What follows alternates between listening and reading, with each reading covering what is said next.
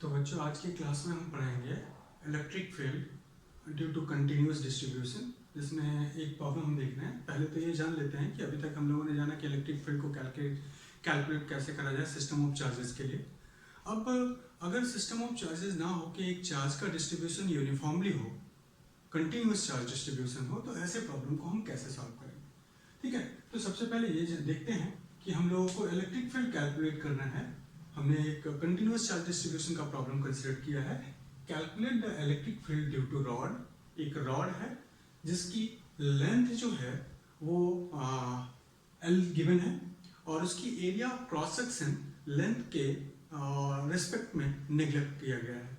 Means the cross section area of a rod in comparison to length is negligible. ठीक है, तो ऐसा हम लोगों ने कंसिडरेशन किया है और इस रॉड के ऊपर जो हमने रॉड यहाँ पे ड्रॉ कर रखी है, डायग्राम बना रखा है कि late us consider this is a rod of length L and the charge is distributed over its rod. Uniform charge distribution, uniformly charge distributed है along its हमें क्या कैलकुलेट करना है, electric field along its axis. और charge का जो distribution है वो अभी हम देखेंगे। हम लोगों ने पिछले क्लास में पढ़ा है कि चार्ज के डिस्ट्रीब्यूशन 3 डिफरेंट टाइप्स के होते थे, linear charge distribution, areal charge distribution and volumetric charge distribution. तो अभी हमको ये जानना है कि अगर ऐसा प्रॉब्लम हमारे पास आता है कि चार्ज का डिस्ट्रीब्यूशन थ्रू आउट उस बॉडी के ऊपर हो जिस बॉडी से हम लोगों को चार्ज इलेक्ट्रिक फील्ड को कैलकुलेट करना है, ऐसा डिस्ट्रीब्यूशन है। तो हम देखते हैं अभी तक हम लोगों ने ये जाना था कि अगर इलेक्ट्रिक फील्ड कैलकुलेट करना हो सिस्टम ऑफ चार्जेस से, तो सिस्टम ऑफ चार्जेस जो गिवन है उनका उनका सेपरेशन हम देखेंगे जिस पॉइंट पे हमें इलेक्ट्रिक फील्ड कैलकुलेट करनी है, और सारे को हम इक्वली समेशन लगा के सॉल्व कर लेंगे। बट अगर हम कंटिन्यूअस चार्ज डिस्ट्रीब्यूशन में देखें तो हम सबसे पहले तो ये जानते हैं कि कैसे इस टाइप के प्रॉब्लम को हमें सॉल्व करना है। ठीक है, तो how to solve the problem of how to solve problems, कैसे हम ऐसे प्रॉब्लम्स को सॉल्व करेंगे। फर्स्टली हमें डिटरमाइन करना पड़ेगा, हमें ये देखना पड़ेगा कि जो हमारा प्रॉब्लम गिवन है वो किस कैटेगरी में लाइक करता है। सबसे पहले हम लोगों ने इलेक्ट्रिक फील्ड पढ़ा, determine the category of the problem. सबसे पहले हम क्या डिटरमाइन करेंगे, डिटरमाइन द कैटेगरी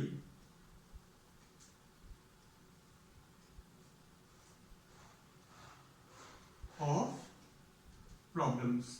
जैसे कैटेगरी क्या है कि हम ये देखेंगे कि क्या प्रॉब्लम सिस्टम ऑफ चार्जेस का है, पॉइंट चार्ज का है। पहला तो ये देखेंगे कि क्या सिस्टम पॉइंट चार्ज का है प्रॉब्लम। अगर पॉइंट चार्ज का नहीं है तो मोर देन वन चार्जेस होंगे। ऐसे कंडीशन पे दूसरा हम ये डिटरमाइन कर सकते हैं कि प्रॉब्लम जो है वो सिस्टम ऑफ चार्जेस का है।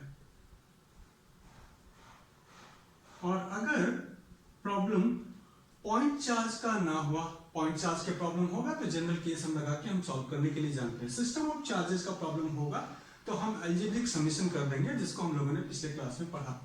थर्ड हम ये देखेंगे कि क्या जो डिस्ट्रीब्यूशन ऑफ चार्जेस है वो कंटिन्यूअस डिस्ट्रीब्यूशन है।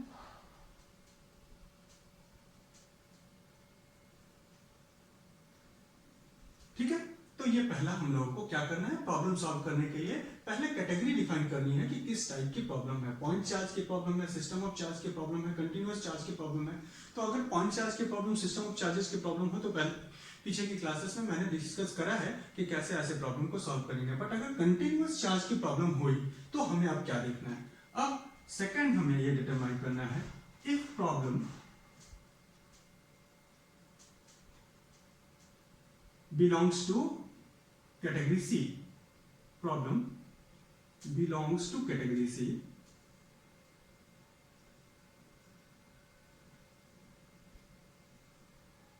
वन सी कैटेगरी से बिलोंग करता है। तो ऐसे कंडीशन पे कुछ ऐसा मान लिया जाए कि ये हमारा एक डिस्ट्रीब्यूशन, हम लोगों ने कहा एक हमारा इरेगुलर सरफेस है, और रेगुलर सरफेस पे हमने चार्ज को डिस्ट्रीब्यूट कर दिया है uniform over it's body, whether this system is linear, aerial और वॉल्यूमेट्रिक डिस्ट्रीब्यूशन, इसको हम अभी जानेंगे। तो मान लिया जाए हमारे पास एक कंटिन्यूअस डिस्ट्रीब्यूशन, चार्ज का डिस्ट्रीब्यूशन किसी बॉडी पे है अभी हमें ये नहीं मालूम है कि वो बॉडी पे जो चार्ज डिस्ट्रीब्यूशन है वो लीनियर है, ओवर इट्स सरफेस है, ओवर इट्स वॉल्यूम है। ठीक है, अभी मानते हैं कि ऐसा प्रॉब्लम है, कैटेगरी नंबर सी का प्रॉब्लम होगा तो इस तरह का होगा कि यूनिफॉर्मली चार्ज डिस्ट्रीब्यूट होगा पूरी बॉडी के ऊपर। अब हमें किसी लोकेशन पे कैलकुलेट करना है, P मान लिया जाए एक लोकेशन है जिसपे हमें कैलकुलेट करना है इलेक्ट्रिक फील्ड। तो अगर हम ध्यान दें तो इस P पॉइंट का बॉडी के इस पोजीशन से, इस पोजीशन से, इस पोजीशन से, इस पोजीशन से, हर एक पोजीशन से डिफरेंट डिफरेंट सेपरेशन होगा, डिफरेंट डिफरेंट सेपरेशन होगा। ऐसे कंडीशन पे हम सिस्टम ऑफ चार्जेस के प्रॉब्लम को थोड़ा कॉम्प्लिकेट कर दे रहे हैं। कहने का मतलब है कि जब भी डिस्ट्रीब्यूशन देखेंगे तो हर बॉडी के ऊपर जो चार्ज का डिस्ट्रीब्यूशन है, चार्ज का डिस्ट्रीब्यूशन एक स्पेसिफिक लोकेशन पे होगा, तो वहां से हम पॉइंट का, जिस पॉइंट पे हम इलेक्ट्रिक फील्ड कैलकुलेट कर रहे हैं उसकी सेपरेशन को निकाल सकते हैं। बट यहाँ पे अगर देखा जाए तो पूरे बॉडी पे चार्ज डिस्ट्रीब्यूट है। ऐसे कंडीशन पे अगर हम इलेक्ट्रिक फील्ड के फॉर्मूले को लगाना चाहे, इलेक्ट्रिक फील्ड का फॉर्मूला हम लोगों ने जो कैलकुलेट कर रखा था वो electrostatic constant Q and the separation, square of separation, यही फॉर्मूला था। तो अगर देखा जाए तो चार्ज पूरे बॉडी पे डिस्ट्रीब्यूट है और इस बॉडी का अगर पोजीशन से सेपरेशन देखा जाए तो डिफरेंट है, तो शायद ये फॉर्मूले में हम ये स्पेसिफिक वैल्यू ऑफ सेपरेशन नहीं कैलकुलेट कर पाएंगे। अगर स्पेसिफिक वैल्यू ऑफ सेपरेशन नहीं कैलकुलेट कर पाएंगे तो इसका मतलब ये फॉर्मूला इस पे हम एप्लीकेबल नहीं कर सकते हैं। और इसके एप्लीकेशन को इस टाइप के केसेस के लिए हमें जो करना होगा वो ये कि जब अगर हमारा प्रॉब्लम कैटेगरी नंबर 1.C का होता है, मींस कंटीन्यूअस चार्ज डिस्ट्रीब्यूशन का होता है, तो हम उस प्रॉब्लम को बॉडीज पे जिस पे चार्ज डिस्ट्रीब्यूट है उसको हम छोटे छोटे टुकड़ों में तोड़ेंगे। अगर हम ऐसा करें, मान लिया जाए कि if you divide a body into different part and that part will contain some charges and the charge contain on the given part will be specific separation with the position. कहने का ये पूरा का पूरा कॉन्सेप्ट ये है कि हम उस बॉडी को, जिस बॉडी से हमने चार्ज को कैलकुलेट करा है, उसको हमारी इलेक्ट्रिक फील्ड कैलकुलेट करने के लिए हम उस बॉडी के चार्ज को छोटे छोटे पार्ट्स में तोड़ना शुरू करेंगे। इस तरीके से हम इस बॉडीज के चार्जेस को डिस्ट्रीब्यूट करेंगे कि हर एक छोटे छोटे पोर्शन का, हर एक पोर्शन का एक स्पेसिफिक सेपरेशन हमें P से मिल जाए। तो अगर देखा जाए तो इस तरीके से इस हमारी जिस बॉडी के ऊपर कंटीन्यूअस चार्ज डिस्ट्रीब्यूशन है उसको हम लोग को इनफाइनाइट पार्ट में डिवाइड करना पड़ेगा। अब अगर हम इनफाइनाइट पार्ट में डिवाइड कर रहे हैं तो हर एक इनफाइनाइट पार्ट का एक स्पेसिफिक सेपरेशन होगा वो P पोजीशन से, और हर ऐसे छोटे छोटे पार्टों का हम समेशन लगा के, इलेक्ट्रिक फील्ड का फॉर्मूला लगा के, जो हम लोग सिस्टम ऑफ चार्जेस के लिए लगाते थे, उस फॉर्मूले को लगा के कैलकुलेट कर सकते हैं I from 1 to n QI upon RI का स्क्वायर। ये फॉर्मूला हम लोगों ने देखा था। तो अब यहाँ पे अगर हम पार्टिकल्स को, बॉडी के ऊपर जो चार्जेस हैं उसको इनफाइनाइट पार्ट में डिवाइड कर दें तो समेशन ऑफ इनफाइनाइट टर्म्स हमें करना पड़ेगा। That is very impossible to determine so easily. So ऐसे कंडीशन पे हम इस प्रॉब्लम का एक कैलकुलस मेथड यूज करेंगे that was given by Newton, that how to solve the problem of summation from 1 to infinite terms. So ऐसे problems को हम सिंपली लिख सकते हैं कि इलेक्ट्रिक फील्ड निकालने के लिए हम लोगों को इंटीग्रेट करना पड़ेगा from initial position of a body to final position over a small charge dq with some separation dn। ठीक है, तो इसको हम कैसे करेंगे, इसको समझने के लिए हम यहाँ पे कहते हैं कि मान लेते हैं कि हमने अब कंटीन्यूअस प्रॉब्लम को सॉल्व करने के लिए हमें ये फॉर्मूला नहीं, हमें इस फॉर्मूले का यूज करना पड़ेगा। तो अब इस चीज को जानने के लिए कैसे देखते हैं, तो हमें करना क्या है कि हमारा जो बॉडी है जिसके ऊपर चार्ज का डिस्ट्रीब्यूशन गया हुआ है, ये हमने बॉडी कंसीडर किया था, इस बॉडी का चार्ज का डिस्ट्रीब्यूशन इस बॉडी के uniformly over the body distribute है। तो अब हम करेंगे कि जिस पोजीशन पे हमें इलेक्ट्रिक फील्ड निकालनी है, इस पूरे बॉडी का एक स्मॉल रीजन कंसीडर करेंगे। उस स्मॉल रीजन को अगर कंसीडर किया जाए तो अगर पूरे बॉडी पे चार्ज यूनिफॉर्मली डिस्ट्रीब्यूट है तो इस स्मॉल एरिया पे, इस स्मॉल रीजन पे भी चार्ज हमारा dq होगा, और ये स्मॉल dq इस p पोजीशन से r सेपरेशन पे होगा। नाउ अगर हम इस dq के कारण इस p पोजीशन पे इलेक्ट्रिक फील्ड निकालें तो हमें वो electric field, small electric field मिलेगी फॉर द एलिमेंट ये dq। तो हम इस इलेक्ट्रिक फील्ड को ये लिख सकते हैं कि इलेक्ट्रोस्टैटिक कांस्टेंट जो चार्ज है वो चार्ज कैसा है dq, और सेपरेशन कैसा है r का स्क्वायर। नाउ अब इसी तरह से छोटा एलिमेंट यहां लिए, उसका भी सेपरेशन लिख लिया, छोटा एलिमेंट यहां लिए, उसका भी सेपरेशन ले लिया, और इनका सबका हमने समेशन कर लिया। तो जब हम इंटीग्रेट करेंगे तो बाय इंटीग्रेशन हमें क्या मिलेगा, E equals to integration of k dq upon r square.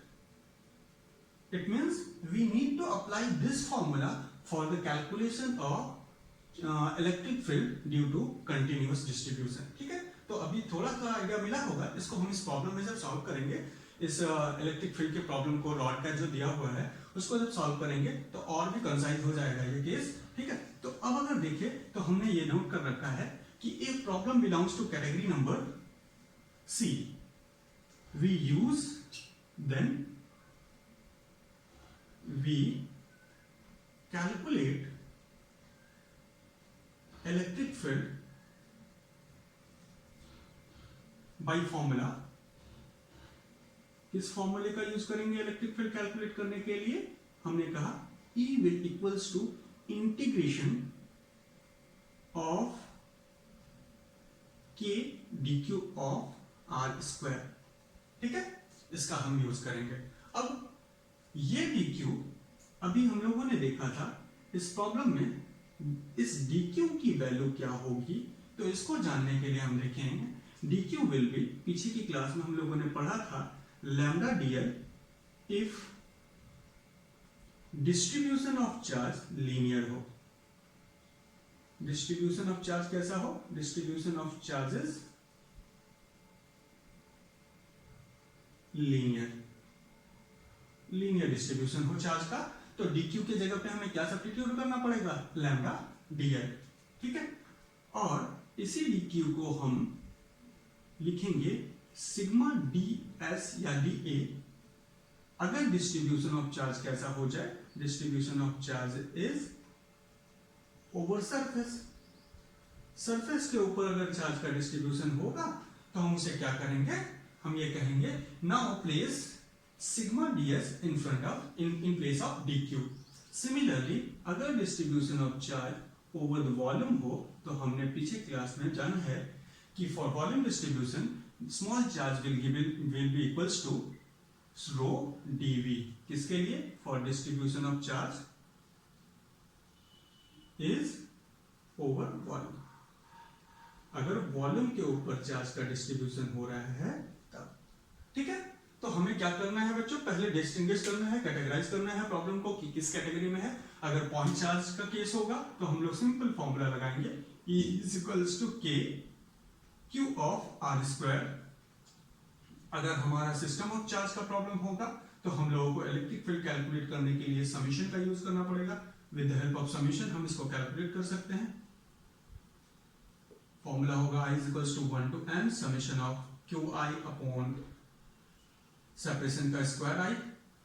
ठीक है, और अगर कंटिन्यूअस चार्ज डिस्ट्रीब्यूशन होगा then we need to calculate use the formula E is equals to integration of k dq upon r square. ठीक है, अब इसको integrate करेंगे। हम इंटीग्रेशन करते समय इस बात का ध्यान रखेंगे कि firstly substitute the value of dq as per the distribution of a charge on the body. If distribution of charge is linear put dq is equals to lambda dl। If distribution of charge is over its surface, put dq is equals to sigma ds, and if distribution of charge is over its volume, then put rho dv, and thereafter integrate as per the condition।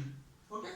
तो देखा जाए ये हम लोगों ने जाना कि how to solve the problem of electric field in different situation. अब आगे देखना हमें ये है, अभी इसके बहुत सारे केसेस को हम लोग पढ़ेंगे और धीरे धीरे सबके बारे में जानेंगे कि सरफेस के प्रॉब्लम को कैसे सॉल्व किया जाए, लीनियर के प्रॉब्लम को कैसे सॉल्व किया जाए, वॉल्यूम के प्रॉब्लम को कैसे सॉल्व किया जाए।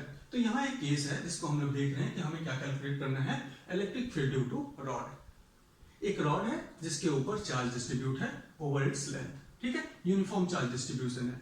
तो हमें इलेक्ट्रिक फील्ड कैलकुलेट करना है at a separation of A from one end of the rod, ठीक है।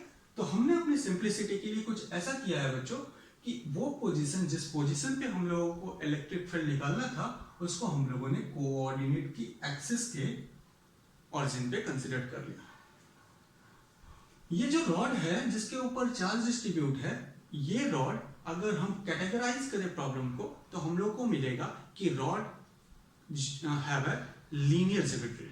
सो यहां से हमें समझ में आता है कि here the distribution of charges is here, the charge distribution is linear. Distribution कैसा है बच्चों, चार्ज डिस्ट्रीब्यूशन जो है वो लीनियर है, ठीक है। पहली चीज हम लोगों ने कैटेगराइज कर लिया कि हमारे पास, पहले ये देख लें कि चार्ज का डिस्ट्रीब्यूशन कैसा है, यूनिफॉर्म चार्ज डिस्ट्रीब्यूशन है। इसका मतलब through out the body charge distribute है। तो प्रॉब्लम जो है वो क्या बोलते, सिस्टम ऑफ चार्जेस के होंगे नहीं, पॉइंट चार्जेस के है नहीं, ये किस कैटेगरी का प्रॉब्लम है। तो हमने कैटेगराइज करा पहला कि here the charge distribution is linear and problem की कैटेगरी क्या है, कैटेगरी जिस कैटेगरी में ये प्रॉब्लम लाई करता है वो कंटिन्यूअस चार्ज डिस्ट्रीब्यूशन की।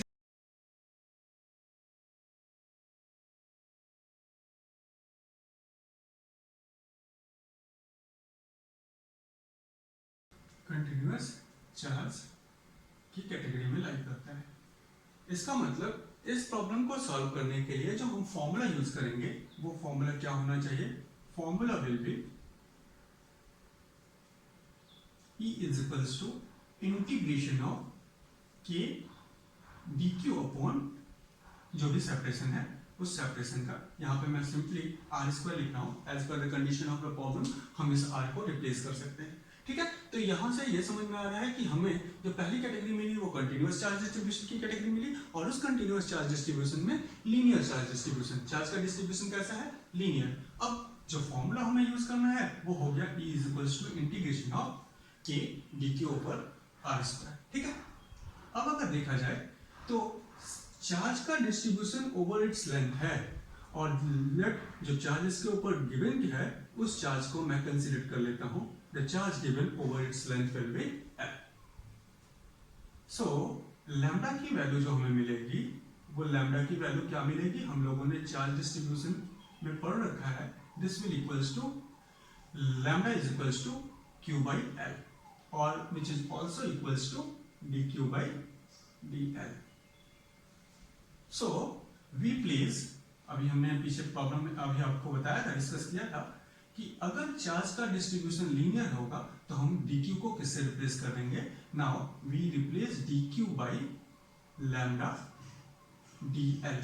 here lambda is equals to q by l or which is equals to dq by dl, so lambda is equals to dq by dl, so dq is equals to lambda dl। now we replace this q with the formula lambda dl, okay। चलो अब इसका मतलब कि हमें ये define करना है कि ये dq कहाँ है। तो बच्चों अगर इस पूरे बॉडी के ऊपर हमने डिस्ट्रीब्यूशन चार्ज का कैसा लिया है, इस पूरे बॉडी पे Q चार्ज डिस्ट्रीब्यूट है, अगर इस Q चार्ज की वैल्यू हम लोगों को 100 कूलम कंसीडर कर ले तो हम कहेंगे ये 100 कूलम इस बॉडी के पूरे लेंथ पे डिस्ट्रीब्यूट है। ऐसी प्रॉब्लम को जिसपे कंटिन्यूअस डिस्ट्रीब्यूशन होता है उस प्रॉब्लम को सॉल्व करने के लिए सबसे पहले हम लोग, अभी मैंने आपसे बताया था कि उस बॉडी पे एक स्मॉल एलिमेंट को हम कंसीडर करेंगे, उस पूरे लेंथ का एक स्मॉल एलिमेंट कंसीडर कर लिया। मान लिया जाए मैंने ये स्मॉल एलिमेंट कंसीडर कर लिया इस रॉड पे, ठीक है। अब ये स्मॉल एलिमेंट अगर है तो यहां से देखने वाली बात है कि अगर पूरे बॉडी पे Q चार्ज डिस्ट्रीब्यूट है तो उस किस पे डिस्ट्रीब्यूट है Q charge? Over the length जो भी है उसके ऊपर क्यू चार्ज डिस्ट्रीब्यूट है। तो इसका मतलब उस स्मॉल एलिमेंट की भी वैल्यू अगर हम डीएल कंसीडर करें तो उस पर कितना चार्ज डिस्ट्रीब्यूट होगा? स्मॉल चार्ज डिस्ट्रीब्यूट होगा, डीक्यू चार्ज डिस्ट्रीब्यूट होगा। ठीक है, तो हमें पहला काम क्या करना है ऐसे प्रॉब्लम में, उस पूरे लीनियर डिस्ट्रीब्यूशन हो, सरफेस डिस्ट्रीब्यूशन हो, वॉल्यूमेट्रिक डिस्ट्रीब्यूशन हो, हमें सबसे पहले उसमें एक स्मॉल एलिमेंट को कंसीडर कर लेना है। ठीक है, तो इस प्रॉब्लम को आप फिलहाल समझ रहे होंगे। हमने क्या कंसीडर किया? एक रॉड जिसकी लेंथ क्या है L और उसके ऊपर चार्ज का डिस्ट्रीब्यूशन कितना है Q, और हमें क्या कैलकुलेट करना है? हमें कैलकुलेट करना है electric field at a separation of A from one end of the rod. इस प्रॉब्लम को सेपरेशन हम लेफ्ट साइड कंसीडर करे हैं एज पर द सिंप्लिसिटी। अगर आप चाहो तो राइट साइड भी कंसीडर कर सकते हो, इट डजंट मैटर एनीमोर। ठीक है, तो हमें पहला काम क्या करना है? Let us consider small element.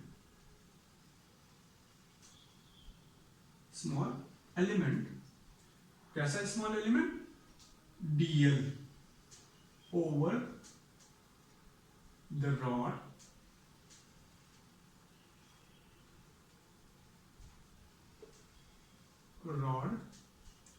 जिसका लेंथ क्या है? ऑफ लेंथ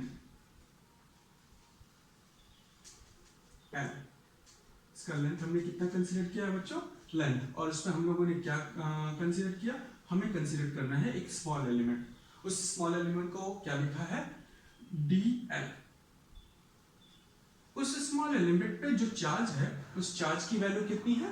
dq है। जिस तरीके से over the length L distribute, over the length Q charge distribute है, उसी तरह से स्मॉल लेंथ पे स्मॉल चार्ज डिस्ट्रीब्यूट होगा। तो हम कहेंगे the charge distributed, the charge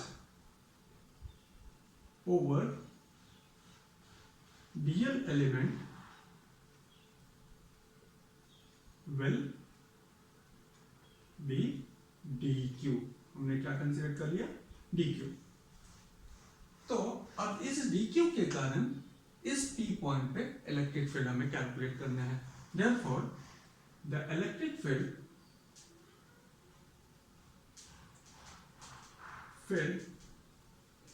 at p due to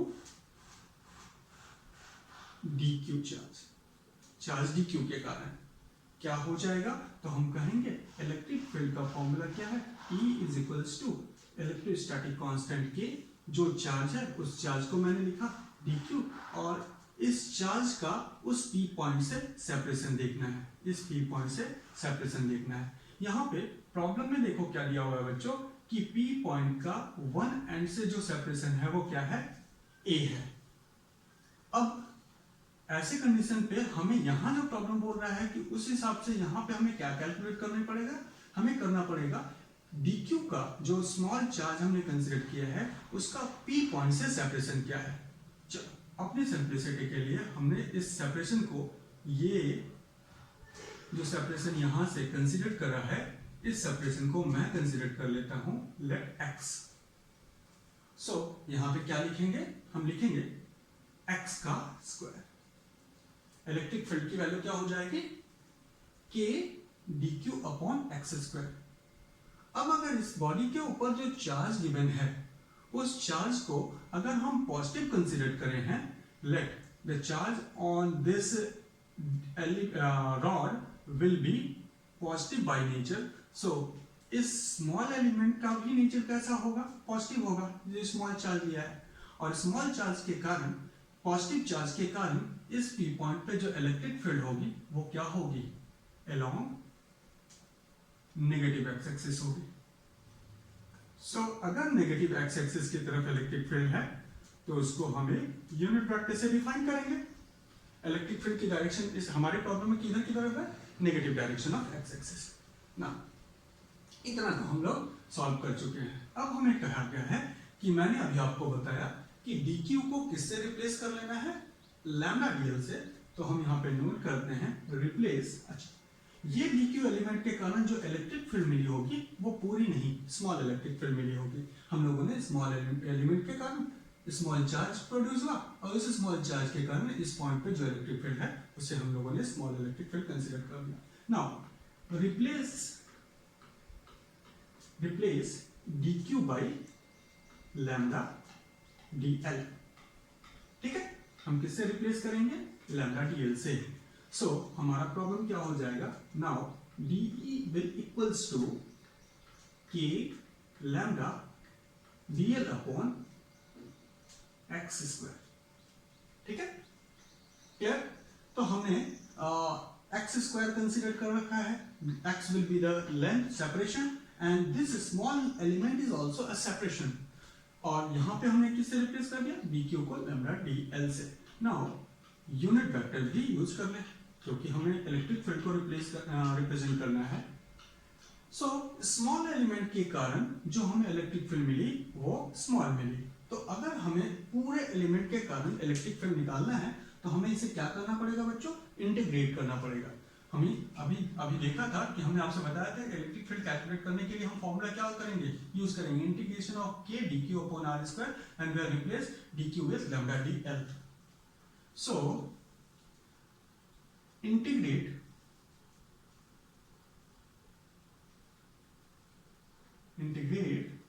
both side. अगर हम बोथ साइड इंटीग्रेट करते हैं तो हमें मिलेगा integration of b is a। Here integration किया किसका? राइट साइड का, तो क्या होगा? k lambda dl upon x square. एक और चीज आपको मैं यहां समझाना चाहता हूं कि ये यूनिट वेक्टर जो हम लोगों ने यूज किया है वो डायरेक्शन को डिफाइन करने के लिए। तो यहां अगर हम डायरेक्शन को देखें तो वो किस डायरेक्शन में है? नेगेटिव एक्स एक्सिस में है। तो हम इसको सिंपली रिप्लेस कर सकते हैं with k lambda dl upon x square. क्या इस यूनिट वेक्टर की डायरेक्शन नेगेटिव एक्स एक्सिस में है तो इसको मैं माइनस आई कैप लिख सकता हूं। ये हमने वेक्टर में जाना है कि the direction of negative X axis is represented by minus I roof और direction of positive X axis is represented by positive I roof.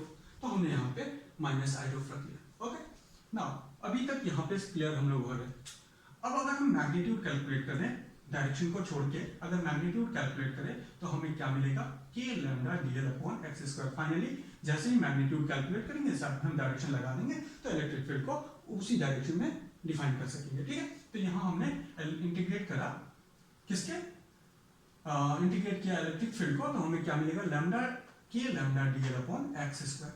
अब एक चीज समझना है हमें कि अगर इस k की बात करें तो k कांस्टेंट है, लैम्डा की वैल्यू हम लोगों ने पहले से जान रखा है। Lambda is a constant of linear charge density is a constant.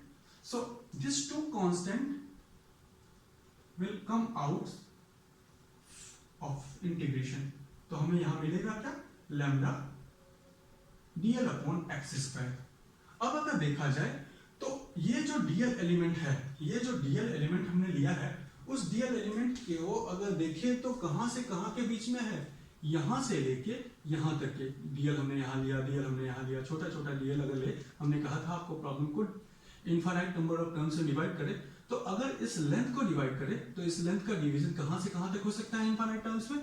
इस पॉइंट से point here to hair.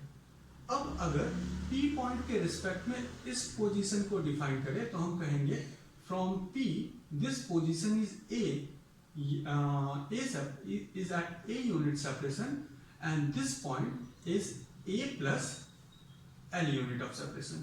So इस इंटीग्रेशन में जो dl की सबसे छोटी dl को अगर देखा जाए तो पोजीशन P के रिस्पेक्ट में सबसे करीब कहां होगा? इस लोकेशन पे। अगर इस dl को हम रखना चाहें तो हम यहां रख सकते हैं dl को। तो हम कहेंगे if dl is there the separation of dl from point P will be A and if dl is here the position separation of position P point P from dl is A plus L. So जब dl को यहां रखा तो उसकी lower limit हमने क्या define कर ली?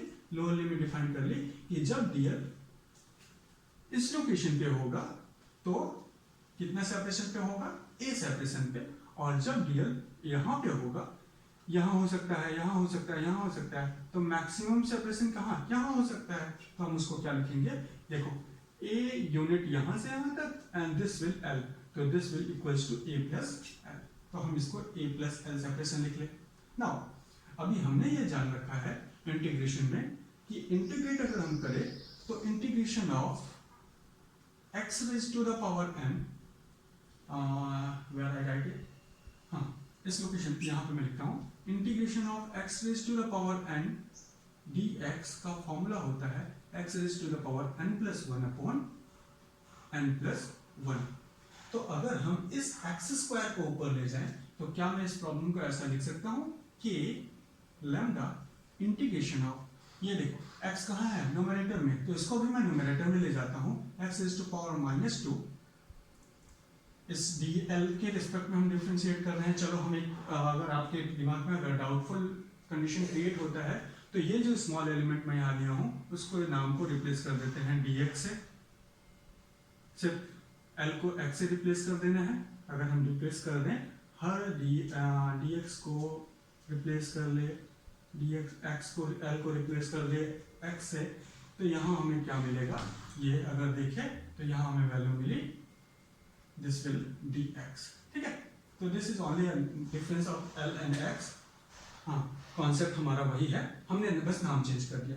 Now अब अगर इंटीग्रेट करें तो यहाँ n की जगह पे यहाँ पे क्या है -2, सो इंटीग्रेशन देखा जाए तो x raised to power -2 plus 1 that is -1, तो हम यहाँ पे लिखेंगे इंटीग्रेशन करा है कि लैम्डा तो कांस्टेंट टर्म था उसे निकाल लिया, x -2 plus 1 that is -1 and divided by -2 plus 1 is -1, ठीक है, किस लिमिट से, from a to a plus l।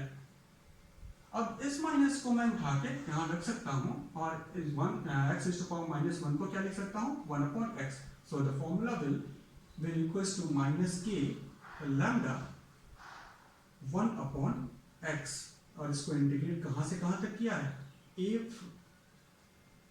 to a plus l। now ये हम लोग इलेक्ट्रिक फील्ड को कैलकुलेट कर रहे हैं, तो अब हमें एक बार हायर लिमिट रखनी पड़ेगी, एक बार लोअर लिमिट रखनी पड़ेगी, तो हम इसको लिखते हैं -k लैम्डा,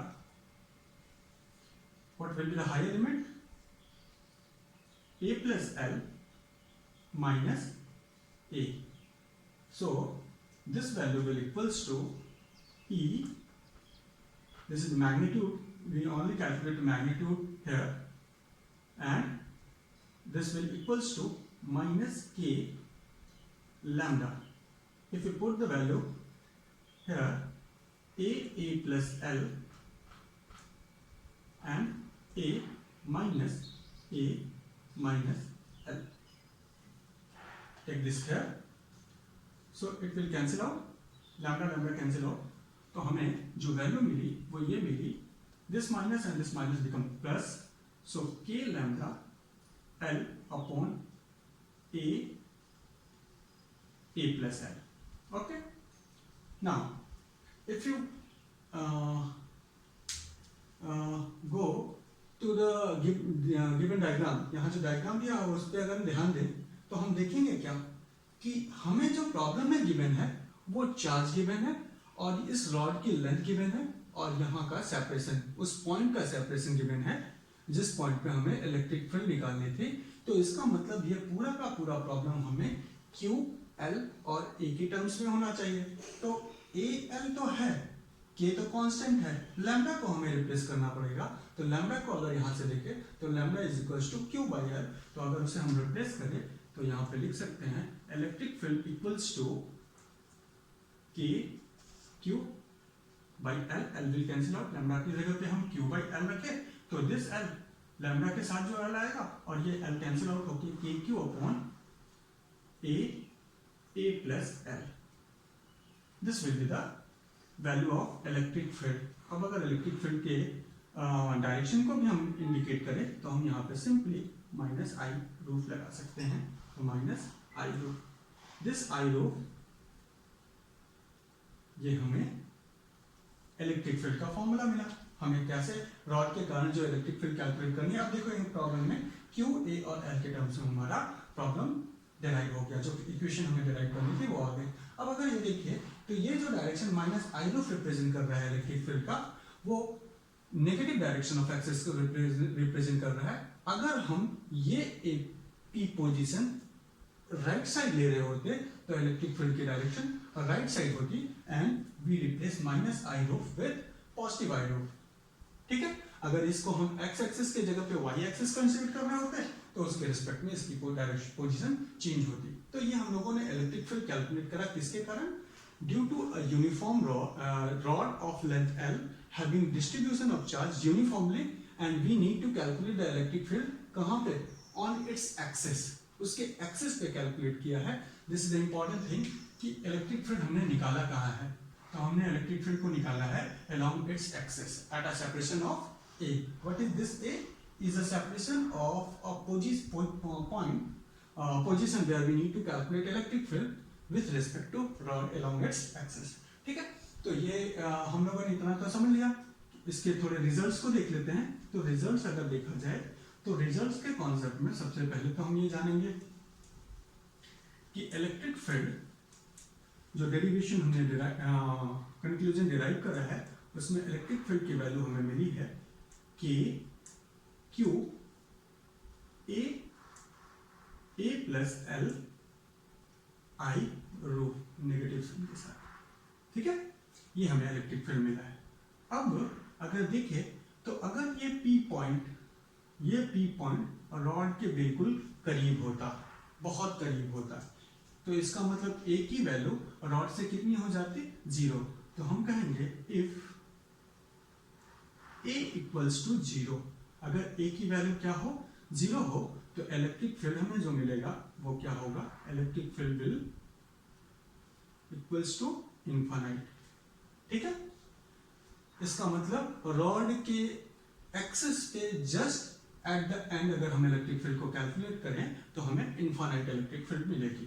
साथ में अगर A की वैल्यू, अगर हम A को इनफाइनाइट सेपरेशन पे रख दे, means with respect to the length, rod के लेंथ के रिस्पेक्ट में अगर पोजीशन P बहुत दूर है, बहुत लार्ज सेपरेशन पे है, ऐसे कंडीशन पे if A is at infinite, A is very very larger, इसको ऐसे लिखे, if A is very very larger than L, L से A की वैल्यू क्या है, बहुत ज्यादा है, सेपरेशन A का क्या है, ऐसा कुछ कंसिडर कर सकते हैं कि ये हमने एक रॉड कंसिडर किया, इस प्रॉब्लम के लिए ये हमने एक रॉड कंसिडर किया और इस रॉड से इस पोजीशन पे हमें इलेक्ट्रिक फील्ड को निकालना है। तो यहाँ देखेंगे तो A और L, A की वैल्यू L के रिस्पेक्ट में क्या है, बहुत ज्यादा।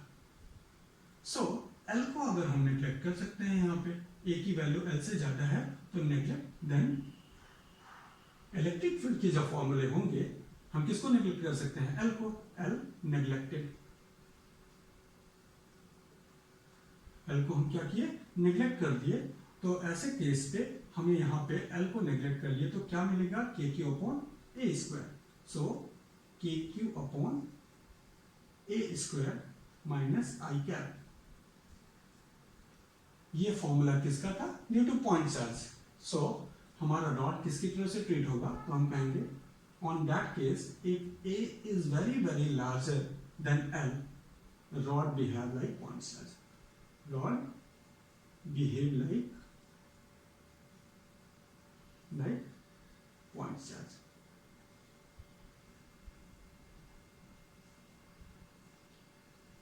ठीक है, कोई प्रॉब्लम, तो हम इसको ये समझ सकते हैं, ये इलेक्ट्रिक फील्ड के दो पॉइंट्स को हम लोगों ने पढ़ा। पहला पढ़ा कि अगर A की वैल्यू 0 कर दी जाए तो इलेक्ट्रिक फील्ड इनफाइनाइट मिलेगी, और A का रिलेशन इलेक्ट्रिक फील्ड से कैसा है, इलेक्ट्रिक फील्ड और सेपरेशन का रिलेशन इनवर्स है।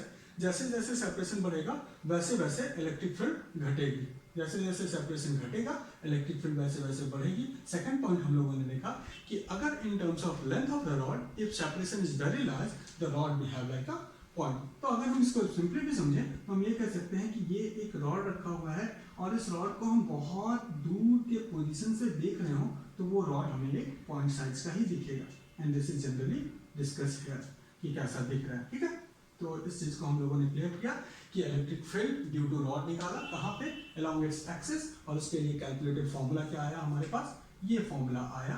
आप अगर ध्यान दो तो यहाँ पे इलेक्ट्रिक फील्ड को वेक्टर, इसलिए हमने यहाँ पे डायरेक्शन को रिप्रेजेंट किया है। अदरवाइज आप अगर मैग्नीट्यूड कैलकुलेट करें तो सिंपली मैग्नीट्यूड को क्या लिखोगे, magnitude of electric field will equals to k q upon a plus l, और ये इलेक्ट्रिक फील्ड कहाँ मिला है, along its axis, along axis। इस बात को आपको याद रखना है। तो for calculating any value, to solve any numerical, for calculating any value of electric field along its axis, we always use this formula, that is kq upon a plus l।